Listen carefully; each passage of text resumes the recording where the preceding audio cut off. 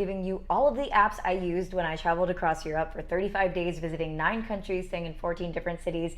And yeah, these apps were a lifesaver. Before we begin, you know the drill. Make sure you're commenting, liking, subscribing to my channel, become part of my travel community. My name's Jenna Kelly. My channel's at The World's Publicist, where I'm sharing my experiences and tips and tricks for traveling. I immediately downloaded the airlines app. So I went from Miami to Barcelona, and then on my way home, it was from Athens, Greece to Miami. So you might lose Wi-Fi, you might lose signal. Having these apps will definitely save you time. It will literally just be so much more convenient for you. Next, you want to download, it's an app called Citymapper. It will help you get around for public transportation. It'll show you bus routes, it'll show you train routes, metro rails, especially in a foreign country. I don't really take public transportation where I live in the US, so definitely download Citymapper.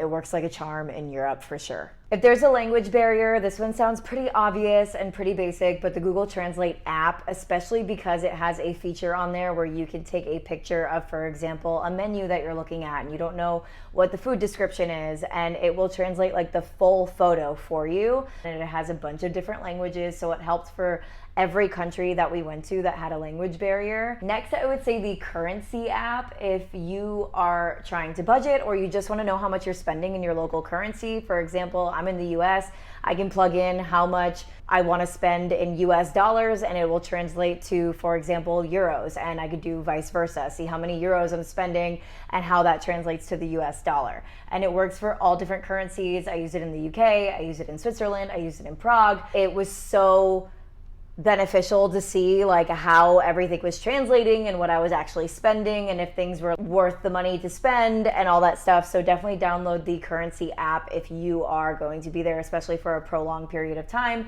So this one might also be obvious, but the WhatsApp messaging app, it functions the same way as iMessage, but when you're abroad, if you have Wi-Fi, it's free to use. You don't have to worry about whatever plan you decided to choose from coming from a different country to another country and having to be able to use your cell phone. You know, it has group text, regular text to individuals, video chat. It just functions the same way and you don't have to worry about like the extra hidden fees. So what apps to use to do activities and excursions and things like that? We use Get Your Guide a lot. It's an app that has just a bunch of different things that you can do in different countries.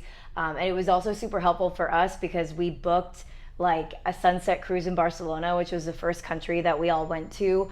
And I felt comfortable booking it because if something were to change, they gave us up until like 24 hours before the activity to cancel. So we had ample time to figure out if it's something we really wanted to do or didn't want to do. Luckily it was great and it was super affordable. We also used Head Out, both user-friendly apps, and it is just a great way to start kind of like getting your juices flowing about like what you might want to do and even just like scrolling through and then possibly booking and using them. Those were all the apps that I used fundamentally in Europe that helped change the course of how I spent my trip.